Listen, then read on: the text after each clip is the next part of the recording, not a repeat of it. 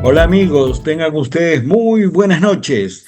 Les saluda David Villarreal desde IPOPS, Instituto Peruano de Orientación Psicológica, precisamente desde aquí, desde Lima, Perú, en este año que es nuestro 40 aniversario. Vamos a tratar un tema muy interesante, controversial, doloroso tal vez para algunas personas. Vamos a hablar sobre la intervención familiar en adolescentes con autolesiones, ¿verdad? Em, y es un fenómeno, es un suceso que está ocurriendo cada vez con más frecuencia, o es que seguramente la gente ha tomado conciencia y va más bien al terapeuta, ¿verdad? Pero las autolesiones, como vemos en esta escena, eh, son casos que se ven con mucha más frecuencia en los consultorios, pero lo bueno de todo esto es que la gente va buscando ayuda, cosa que no ocurría en otros momentos, ¿no? Es una persona rara, así será, pero ahora no. Ahora hay una conciencia mayor de que es una enfermedad, que es un problema que necesita ayuda. Entonces, las autolesiones constituyen una problemática que preocupa a todos. Es una problemática que ha aumentado mucho en los últimos tiempos, especialmente las familias entran en crisis, eh, las familias se ven convulsionadas con esto que ocurre, y de pronto los pone entre la espada y la pared con un espejo enfrente y ellos se preguntan, pues, ¿qué hicimos mal? Y vamos a ver que las autolesiones son frecuentes en familias disfuncionales, en adolescentes que viven en familias disfuncionales, en familias muy conflictivas, donde el apego en muchos casos ha sido un apego inseguro a través de los años, ansioso. Entonces, la conducta autolesiva no necesariamente significa que alguien quiera matarse, quiera suicidarse, pero sí consiste en provocarse daño físico de manera intencional. Yo encuentro una cuchilla y me hago daño, ¿verdad? Generalmente sin la finalidad de morir, como habíamos dicho, pero que se hace daño, ¿no? Es una forma de descargar, de escapar, es una forma de autolesionarse, de castigarse. Alguna gente dice, cuando hago eso me siento tranquila, ya no puedo más y es el único método en tranquilizarme. Em, la autolesión es un síntoma, pero un síntoma que merece una lectura relacional. Algunos dicen de esta manera, mi familia se va a dar cuenta de lo mal que me han tratado. Es una forma de reclamo, de castigo, etcétera. Toda sintomatología tiene una lectura dentro del contexto relacional y eso es lo que tenemos que buscar, ¿no? Los más frecuentes son cortes en los brazos, en las piernas. Hay jóvenes que usan quemaduras, se queman ah, con el fósforo, con el encendedor, etcétera. Golpes, cabezazos contra la pared, o contra el propio cuerpo, ¿no? Hay un rascado compulsivo. Se ha encontrado también que algunos chicos que tienen autolesiones, además, pueden tener muchos piercing, ¿no? Muchos piercing o muchos tatuajes, sin que eso signifique que el tener piercing o tatuaje ya es ya es una patología de este tipo, ¿no? Sin que eso signifique que tener piercing o tatuaje es una patología de este tipo, es un trastorno límite de la personalidad. Entonces, ¿cómo lo vemos desde la perspectiva familiar, ¿cierto? Eh, Imagínense ustedes que tienen un hijo, una hija adolescente, y de pronto se dan cuenta que su hija, su hijo se está lastimando, se está lesionando, pero que al hacerlo está muy nervioso, ansioso, llora, se angustia, grita, patalea y tiene una carga emocional. ¿Qué va a haber entonces? Por supuesto, miedo, ¿no? Miedo de la familia, ¿qué le va a pasar? ¿Hasta dónde va a llegar esto? ¿Está enfermo? ¿Se volvió loco? ¿Se volvió loca? Eh, ¿Qué hice mal? Un sentimiento de culpa. ¿Qué hice mal? Criamos mal, me siento fracasado como padre, como madre, que no se entere nadie. Entonces viene la vergüenza. No, hay que mantenerlo como un secreto familiar. Nadie tiene por qué enterarse. Estas cosas son de la familia. Nadie. Y hay una ira interna, una ira que se descarga. Tú, Tomás, tienes la culpa, tú lo has gritado, tú que le has descuidado a la hija, etcétera. Hay una ira, rabia, que no siempre tiene una buena dirección, una buena salida o una buena elaboración. A veces conflictúa más la disfuncionalidad de la familia, o ya le va a pasar. Hay una suerte de negación por lo que está ocurriendo, ¿verdad? Otras familias se muestran confundidas, muy confundidos, no saben qué hacer, lloran, se desesperan. em, Van a donde los amigos lo cuentan, le preguntan qué pasa, van al chamán, etcétera, ¿no? O van al sacerdote, al pastor, etcétera, y hay un sentimiento de que fallaron como padres y que algunos dicen, siento que soy un fracaso como padre, ¿no? Entonces, ¿por qué se autolesiona un adolescente? Esa es una pregunta muy importante. ¿Y para qué lo hace? Em, Estos adolescentes que se autolesionan, que generalmente tienen el trastorno límite de la personalidad, es porque viven las emociones de una manera muy intensa, superlativa. Si una emoción es así, ellos la viven muy intensamente, desbordantemente, ¿no? Desbordantemente. Entonces, la autolesión, dicen muchos, que es una manera de descargar o de llegar al clímax, al límite de esto. Es como que el dolor físico que produce el corte, la quemadura, el golpe, la lesión, disminuye la ansiedad y tienen una sensación de retomar el control. Es la única manera donde puedo tranquilizarme, es la única manera donde me puedo controlar. Por otro lado, esto es una expresión de sufrimiento. Es un sufrimiento que de pronto ha venido ya de mucho tiempo. Es el pico de una escalada, de una historia natural de patologización en donde la familia tiene un rol fundamental. El TLP no se forma en el aire, el TLP se forma en la familia y generalmente una familia disfuncional, donde el problema es el afecto o donde no lo han validado al niño, donde lo comparan con otros niños o le dicen tú no eres tan bueno, oye, pero mi familia no es muy funcional, pero es una familia que los anda comparando, ¿no? Tú eres inteligente, pero no tanto como el vecino, y no los hacen sentir únicos e importantes, o son muy rígidos, ¿verdad? Entonces el adolescente siente que nadie lo comprende. ¿No? Nadie lo comprende y la lesión se convierte en una forma de decirle a los demás, estoy sufriendo, miren, ustedes tienen la culpa, estoy mal, pero la familia no lo entiende. Muchas veces la familia entiende que es una mala crianza, más bien lo gritan, le dicen que es un traidor a la familia, que no sé una persona que conoce como un joven que tiene tanto en la familia, buen colegio, buena universidad, puede estar haciendo esto porque definitivamente es una traición lo que está haciendo. Es un castigo hacia sí mismo también, una forma de decir, no, no lo pudiste hacer, eres incapaz de manejar tus emociones. eh, de corto, pues, no valgo nada, es como que se mandara un latigazo encima, todo es mi culpa, yo merezco sufrir porque soy un tonto, ¿quién soy? No logré nada, soy cualquier cosita, no logré nada.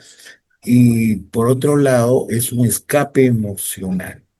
Es un escape a qué, a la tristeza, al vacío, al enojo, a la culpa, a la ansiedad, todo lo que están sufriendo y que no pueden manejar. Ese es el problema, su incapacidad para regularse, para manejar esto y para manejarlo como todo el mundo lo hace y que no sea una situación desbordante, intensa, muy intensa.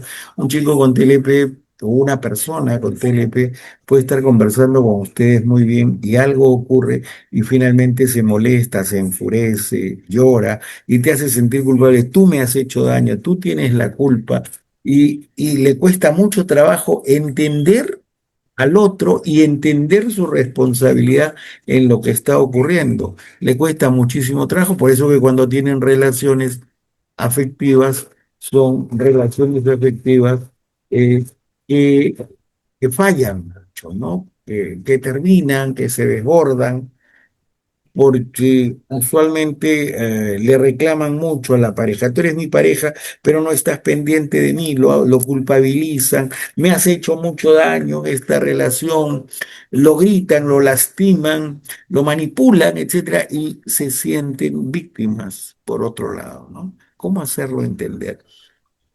Ahora, la familia no debe ser vista como culpable, sino como un recurso terapéutico, ¿no? Lo bueno de la terapia sistémica, que es lo que con la que trabajamos, es que es una terapia muy elegante, usamos la connotación positiva. El lenguaje genera realidades, lo malo lo leemos como un reto, como una posibilidad de ir accediendo, pero tenemos que evaluar los factores de riesgo que tiene esta familia y los factores de protección que tiene. A menudo tiene muchos factores de riesgo. Por ejemplo, empezando por la comunicación, por el diálogo, una comunicación deficiente, conflictos constantes en la familia, violencia intrafamiliar, la familia como que se pelea mucho, se insultan, se ofenden, se lastiman, se maltratan, hay una violencia intrafamiliar ahí presente, ¿no? Críticas excesivas, todo es crítica, ¿no? Ya ves, o los esposos están en un conflicto de larga data, de repente a veces están separados pero viven juntos, cada uno en su habitación, a veces la mamá sale con otro y el papá también, pero los hijos están ahí, ¿no? Si tú te separas de alguien, lo más saludable, lo más sano es sepárate, como el nombre lo dice, ándate, ¿no? Entonces, pero ellos no, muchos de ellos no, ¿no? De tal suerte que hay críticas excesivas, críticas, eh, críticas excesivas, críticas excesivas, sobreprotección, invalidación emocional, ausencia afectiva, ausencia afectiva, eh, padres que son, que tienen dificultades para regular sus emociones, padres que también gritan y lloran hasta con alaridos, o algunos que tienen consumo de sustancias, normalizan, por ejemplo, no, es que mi mamá es alcohólica y mi papá es marihuanero, solo marihuana, ¿no? Pero trabaja, mi mamá también, y normalizan esto que es una patología, no puede ser normal que alguien esté consumiendo drogas, ¿sí? Y se normaliza en la familia, ¿no? El divorcio, altamente conflictivos,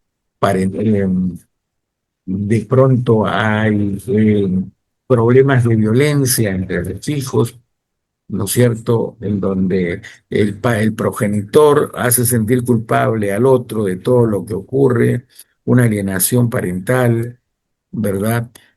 Pero también hay factores protectores, ¿no? ¿Cuáles son los factores protectores? Estos factores debemos alentar. Escucha activa.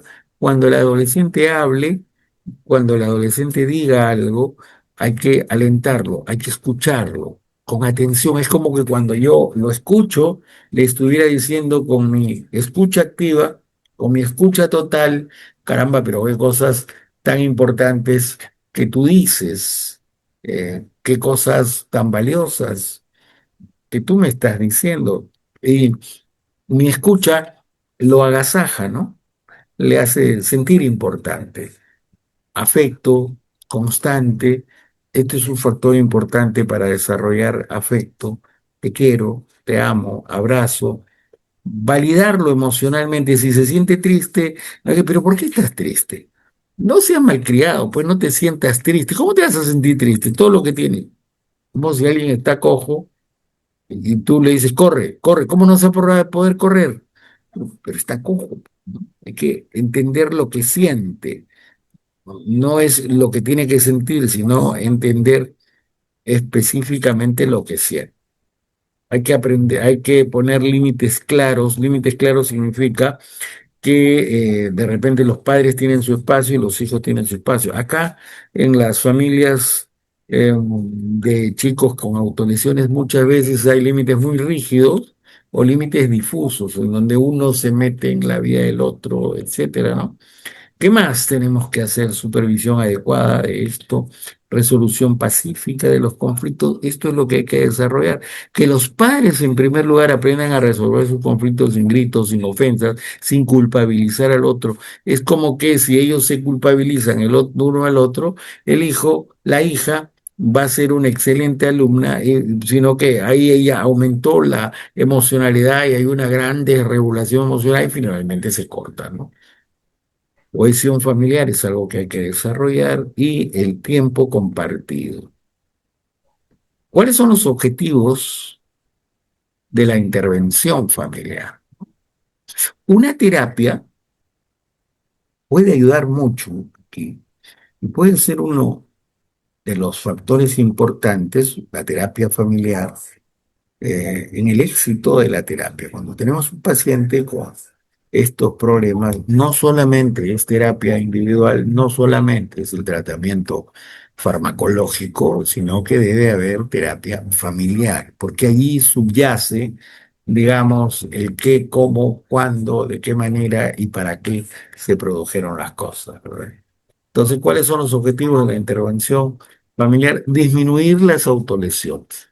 Disminuir las autolesiones. Si bajamos el nivel de ansiedad, de tensión, de conflicto, si volvemos a una familia que es inestable, estable, incoherente, coherente, gritona, sin gritos, donde dice que ¿por qué no te mueres? ¿Por qué naciste? Te amo, te quiero, te acepto. Vamos a favorecer la regulación emocional. Hay que reducir los conflictos familiares. Este es uno de los objetivos del trabajo con familia y enseñar estrategias de afrontamiento. Esto es muy interesante. Otra de las cosas que hay que trabajar es incrementar el apoyo emocional. ¿Cómo apoyo a mi hija? ¿Cómo apoyo a mi hijo que tiene este problema?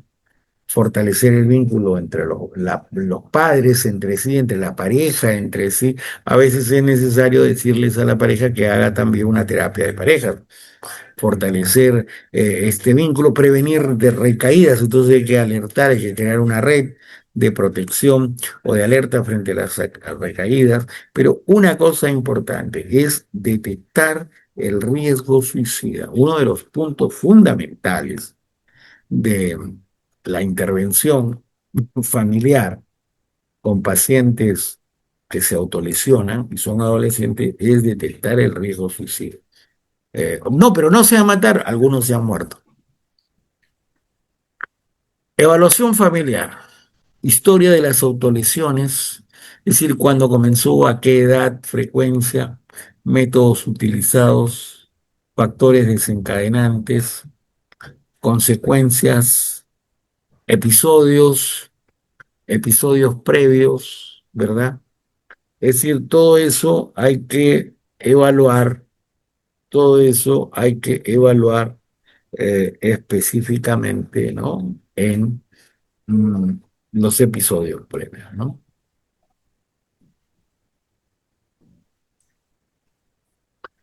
Pero ¿cómo es la dinámica familiar? Eso tenemos que explorar. ¿Cómo va? Es como que hay toda una radiografía de la relación familiar, por usar ese término que tenemos que saber.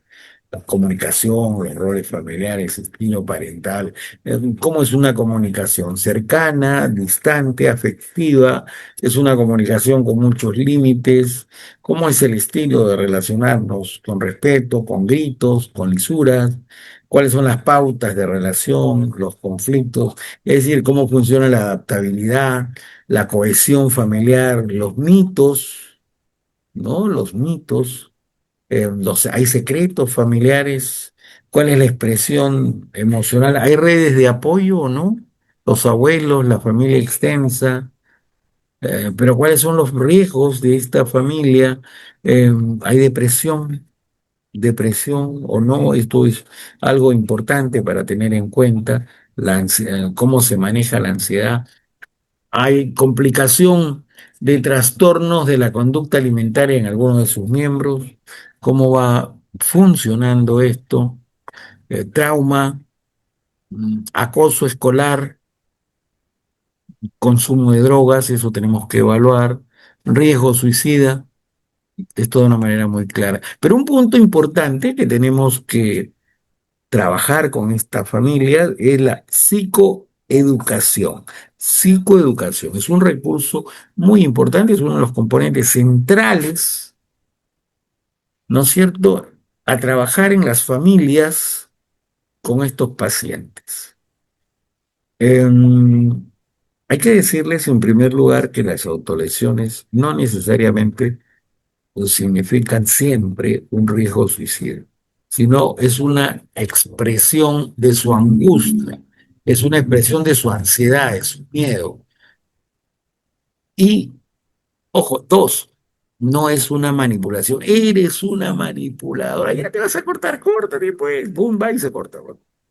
No es una manipulación, es una expresión extrema de su angustia y su dolor y su incapacidad para regular y manejar sus emociones. Otro punto es que tenemos que trabajar en la psicoeducación, es que la familia debe entender que esto no desaparece con castigo. No te compro esto, no te compro el vestido nuevo que te ofrecí, no vas al club, etcétera. No desaparecen con castigos. Y son una forma desadaptativa de regular las emociones y que requieren ayuda profesional. ¿Qué necesita? Terapia individual, terapia familiar y en la mayoría de los casos terapia farmacológica.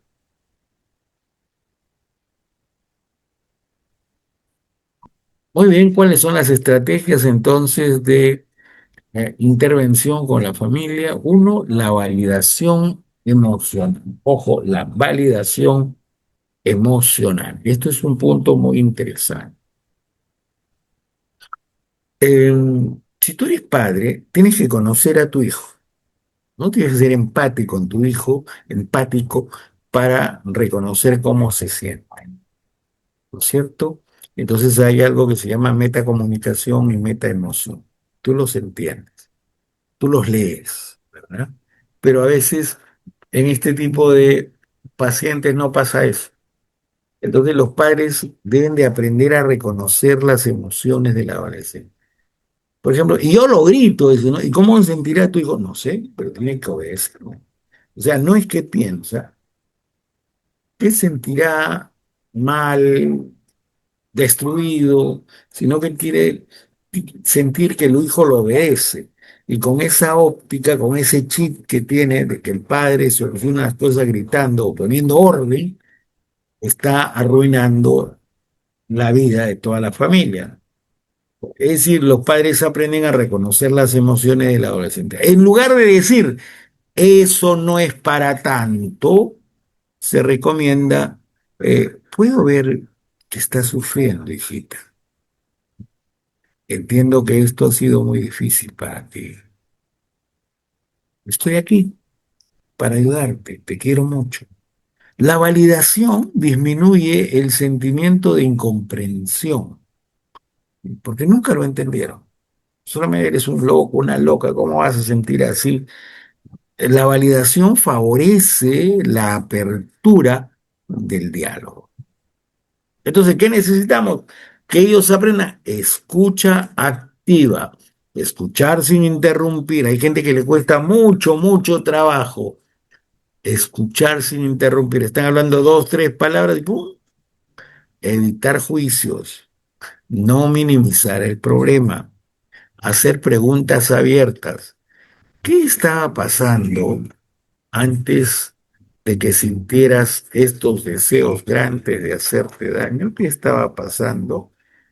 ¿No? Tiene que haber una comunicación efectiva, ¿no? Una comunicación efectiva. Y la terapia enseña a utilizar mensajes en primera persona. En vez de decir, siempre haces problemas, yo debo decirle, me preocupa verte sufrir y quiero ayudar, ¿cierto? En vez de decirle, eres una loca, ¿sabes qué? Veo que sufres, no entiendo. Quisiera ayudarte porque soy tu padre, ¿no? Entonces, una comunicación efectiva. Regulación emocional familiar, o sea, el paciente está desregulado desde luego, pero la familia también está desregulada, ¿no? Entonces, los padres aprenderán a reconocer sus emociones, que cuando ocurra esto ya no es una crisis, a veces los que gritan más o se desregulan más son la mamá, el papá, los hermanos, y hacen tal escándalo que a la hija finalmente se mete al cuarto, se encierra y se corta más o se da cabezazos o prepara una soga ahí como que si fuera una horca para que todos vean que se puede matar, ¿no? Entonces los padres aprenden a conocer sus emociones, a nombrarlas, tengo miedo, estoy asustado, te quiero mucho, no sé qué hacer, y a expresarlas de forma saludable.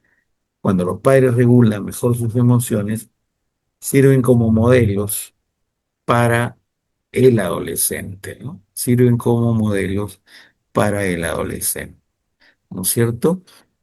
Em,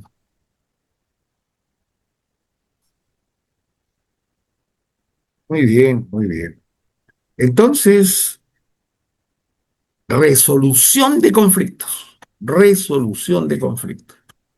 Se trabaja habilidades como negociación, que es necesario para regular los conflictos, solución de problemas, acuerdos familiares, manejo del enojo, ojo, manejo del enojo, porque acá en algunas familias con estos jóvenes se enojan todos y son muy expresivos y hasta teatrales en su enojo, o gritan, en otros no, pero unos sí, ¿no? ¿Qué tenemos que hacer? Fortalecer el apego, esa cercanía emocional, ¿no es cierto? Por ejemplo, ¿qué hacemos? Comida juntos. Claro. Si estamos todos en la casa, debemos almorzar juntos. El domingo estamos, que no trabaja la gente, almorzamos, cenamos, tomamos desayuno juntos.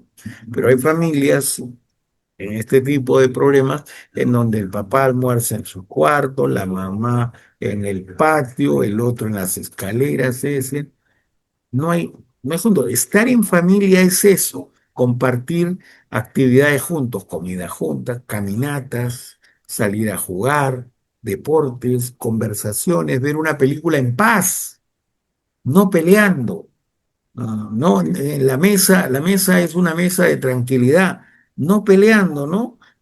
Oiga, pero ¿qué hago? Porque vamos a la mesa y están todos con su celular chateando, ¿no? Y me acuerdo que vi una mamá que agarraba una canastita y le dijo, chicos, no hemos invitado al celular al almuerzo, pónganlo para acá, déjenlo descansar y confiscaban los celulares. Y todos almorzaban juntas, deportes, conversaciones diarias, que es muy, muy interesante, ¿no?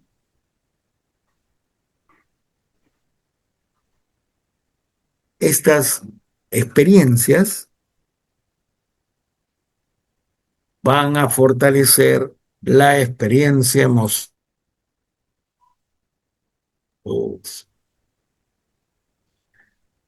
¿Qué no debe hacer la familia? Uno, gritar.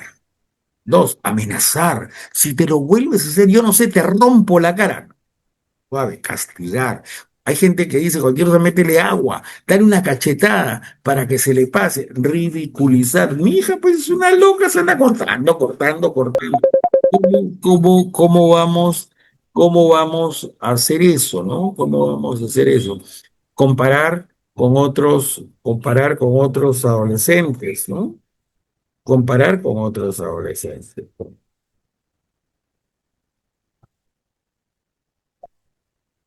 Eso, porque una de las cosas que no se puede hacer es comparar con otros adolescentes. Eso. Tú mira, tu prima es de esta manera y tú no. Mira, tu primo ya está logrando en la universidad. No, pues, ¿cómo vas a comparar, no? Imagínate que a la madre la compararan, ¿no? Mira, la esposa de mi amigo es así, ¿no? Y se sentiría seguramente mal. Revisar constantemente el cuerpo sin consentimiento, a ver cómo estás, dime qué tal. Oye, publicar problemas en las redes. Hay gente que publica su vida en las redes sociales. Está almorzando, le toma una foto a lo que almuerza, es tu almuerzo. ¿Y a mí qué me interesa? ¿No? Toma su lonchecito y publica, y todo publica, ¿no? Que se fue a pasear y tiene un problema, los hombres son de esta manera. Es decir, todos publican, ya la gente sabe que está en crisis, ¿no? Alguna vez encontraré un hombre en mi vida que realmente me ame. No publicar las redes sociales y no hablar de los problemas. Hay una técnica que se llama el conjuro del silencio. Entonces tú le dices a la familia en pleno que desde hoy hasta la próxima vez que nos veamos, no hablemos del problema. ¿Parece bien? ¿No? Eso, ignorar las autolesiones. O sea, pero ¿cómo voy a ignorar las autolesiones? Cuanto más presente las tienes, más produce la tentación. Es como que Julia está olvidando a Javiercito, pero todos los días habla de Javier. Y mira que Javier todos los días dice cosas, ¿no? En cambio, el día que ella decidió no hablar más de Javier, empezó a olvidarlo. ¿No? Culpar al adolescente, culparse entre los padres, eso no debe hacer la familia. Plan familiar de recaídas, plan familiar de recaídas, ¿no? Eh,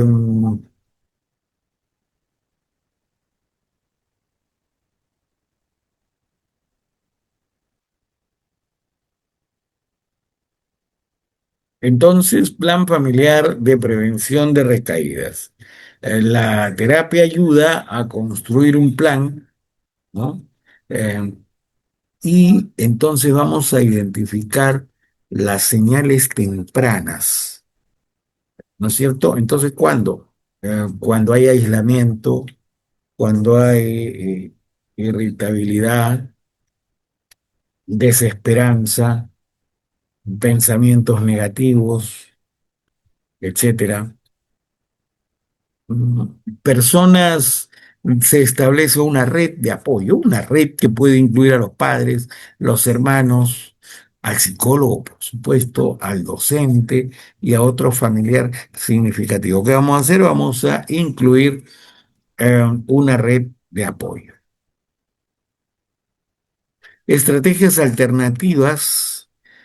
Antes de autolesionarse, el paciente puede intentar, por ejemplo, respirar profundo, porque como es una cuestión fisiológica, está tenso, está con más adrenalina, incrementa la frecuencia respiratoria, la frecuencia cardíaca, tiene más cortisol. Entonces, ¿cómo la bloqueamos? Empiezas a respirar, entras oxígeno y empiezas a calmarte y a regularte, algo que es fisiológico, entonces es válido.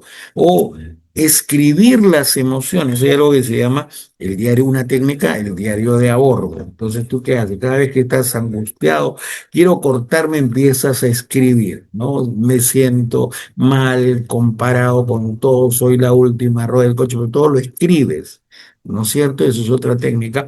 Por otro lado, ¿qué tenemos?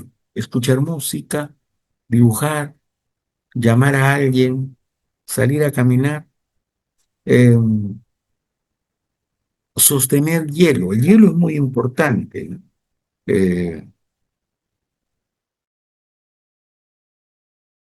El hielo es muy importante, ¿no? Se dice en unas crisis de pánico, incluso el hielo se pone acá en la frente, y puede ayudarlo a regularse un poquito, realizar ejercicios físicos, técnicas de relajación, mindfulness, todo eso es valioso, ¿no? Reducción del acceso. La familia elabora eh, retirando temporalmente objetos con los que el adolescente suele lesionarse. Por ejemplo, siempre acompañado de la intervención terapéutica y sin recurrir a medidas coercitivas o punitivas, ¿no? Sin que vaya a la fuerza. Entonces hay que trabajar con los padres. Muchos padres necesitan apoyo psicológico Durante la terapia se abordan, por ejemplo, la culpa, ansiedad, miedo constante. Una de las cosas que, permítanme repetir, es que en el tratamiento de los chicos que se autolesionan o cualquier TLP debe haber siempre terapia familiar, ¿no? Que tenemos que reducir el desgaste emocional, conflictos de la pareja, habilidades parentales deben desarrollarse más y un padre emocionalmente regulado ofrece mayor seguridad, ofrece mayor seguridad al adolescente. Tiene que estar regulado, tiene que estar estable, ¿no es cierto? Intervención sistémica. Desde eh, la terapia sistémica, desde la terapia sistémica, las autolesiones no se entienden únicamente como un problema individual, o sea, no solamente del ego, sino como una manifestación del funcionamiento del sistema familiar. Es decir, el síntoma tiene que ser leído, el síntoma, cortarse, puede expresar una dificultad en la comunicación, conflictos familiares no resueltos de larga data, alianzas, triángulos familiares, coaliciones, enfrentamientos rígidos, es decir, muchas cosas, pero está el síntoma. Entonces, ¿qué hacemos en la terapia? ¿Trabajamos individualmente con el paciente? Sí, pero trabajamos también con todas las familias.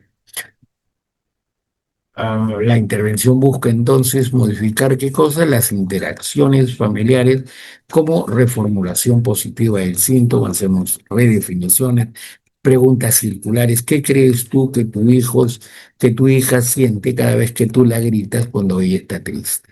¿No? Es una pregunta circular, ¿no? Que carga varias variables y es circular. ¿No? El reencuadre, la escultura familiar, el genograma, prescripción de tareas, fortalecimiento de límites, jerarquías, promoción de nuevas formas de comunicación, eso es importante, y el objetivo es que el adolescente no necesite recurrir a la autolesión para expresar su sufrimiento, de eso se trata, y poder regular sus emociones. Necesita dialogar, conversar, aprender a manejarse. Muy bien, ¿cuál es el pronóstico? Con una intervención temprana y multidisciplinaria, el pronóstico suele ser favorable. La combinación de psicoterapia individual, terapia familiar, la coordinación con el entorno escolar, tratamiento médico también, cuando es necesario, permite disminuir la frecuencia de autolesiones y mejorar el funcionamiento emocional y social del adolescente. Entonces, es importante comprender que las recaídas pueden formar parte del proceso y no decir, esta es una recaída, pero eso ya no sirve la terapia, chao, ya no vamos, no, es parte del crecimiento. Eso hay que decirle a la familia y que no tengan soluciones impulsivas y culpabilizantes, ¿no? Muy bien, hemos tratado un tema muy interesante, muy en boga en los últimos tiempos y nos permite ver estas autolesiones no desde una perspectiva individual, sino familiar. Muchas gracias.